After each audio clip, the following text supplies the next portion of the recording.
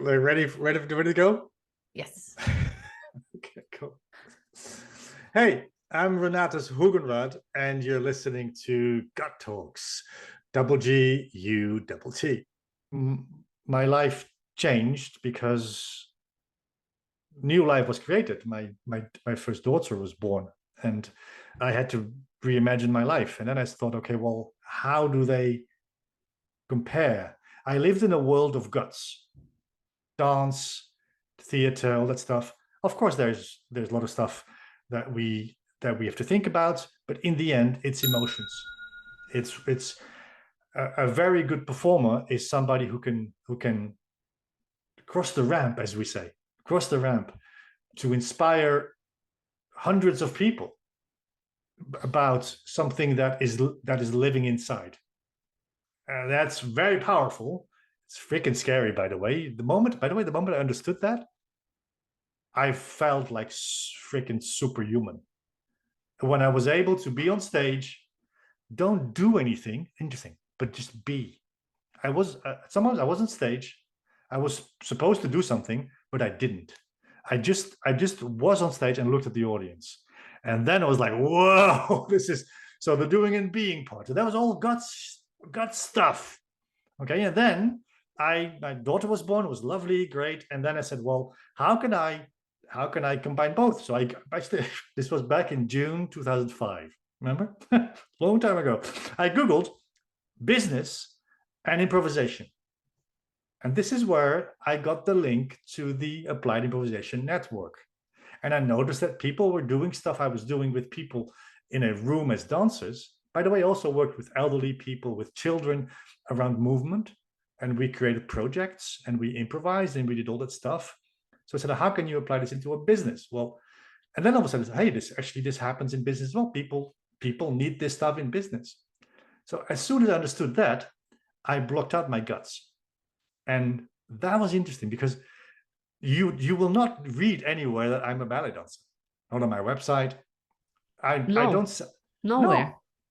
You said it in yes. one of the sessions, and that's, I was like, wow, I didn't expect. And you know why? Because it doesn't. There is this blockage. My head says, who wants to hear about the experience of a ballet dancer when your company is going adrift and you are losing customers and you need to innovate? I said, this doesn't make sense. Dance, in very few words, dancers are losers. Businessmen are cool. All right. So I decided, this is a decision, and then this is therapy, Maria. Thank you so much for doing this. I decided to not talk about that. And so I became, the guts were there, but they didn't connect with the head.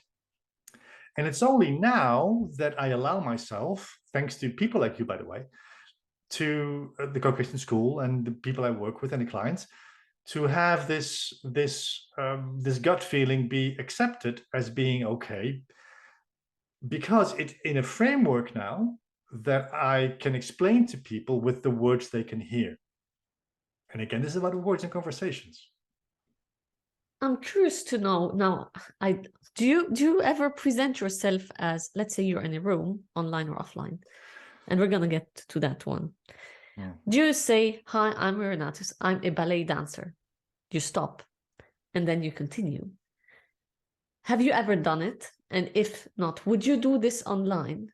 Because people can just leave the room online. Because from what you're saying, that's what I'm assuming, that this could be a scenario.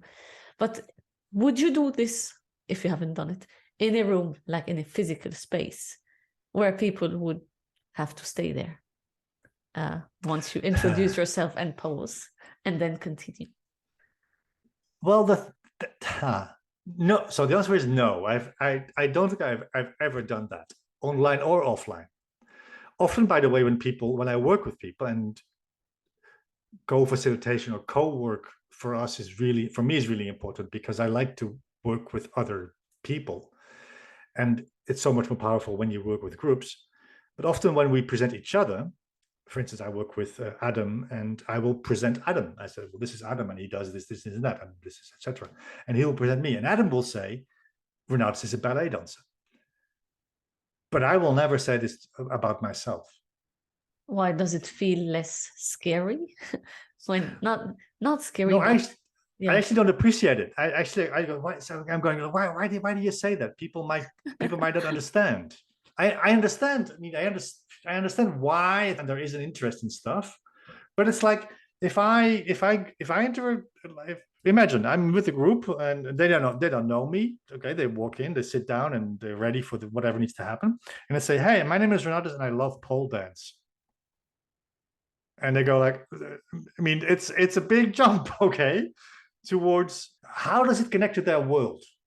That's the thing. So I would always, if I would talk about it, and I do talk about it later on when I know people a bit and when I understand the physicality, because I'm moving now with my hands. I'm moving all the time.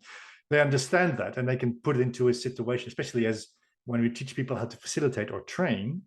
Physicality is super important.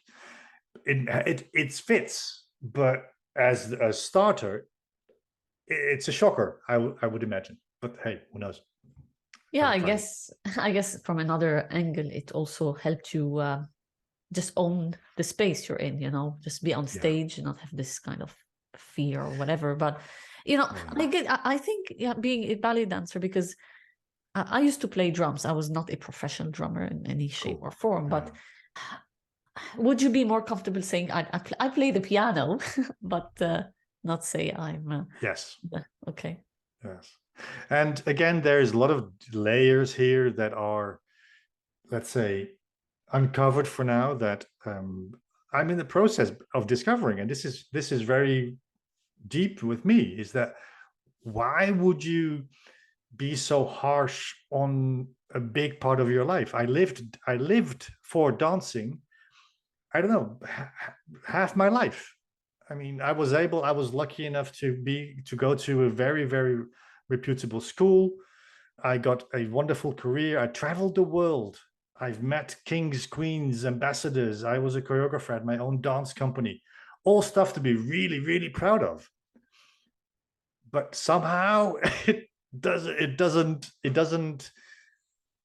fit in this narrative yet. And I think it's work in progress, I guess. Yeah, probably. I didn't know if you wanted or not to talk about this, but we did it. So no, it's all fine. But there's another thing else I think, which is interesting maybe for the listeners as well, is that in the end, it's not about us.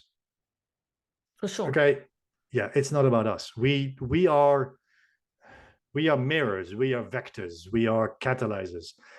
When we work with groups, what's important is what they need to get out of this. How can we make their life better?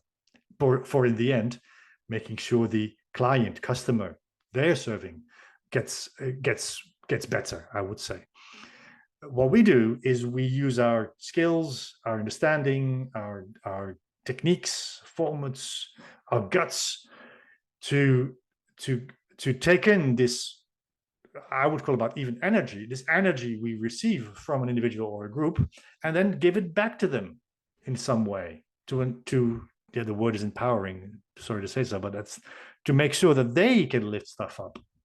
Not about us. No, but your story also can be very relatable in different ways, actually, because you just don't talk about it, but you're not hiding it. Or some people can hide some part of themselves as well. But my question is, do you still dance? Are you still involved in the dancing space, or do you have any future plans? No. No. Okay. So we're not going to see. The answer is very short. No, indeed. Okay. I've had the idea. I mean, I actually would love, and this is future talk, and this is maybe dreaming, but what I've learned in the non-performance world, I would actually want to bring it back in the performance world. I think there is so much dancers, choreographers, theaters, the entire world of performing arts can learn from the stuff we do as designers. So it actually loops back, I would say. But that's future music.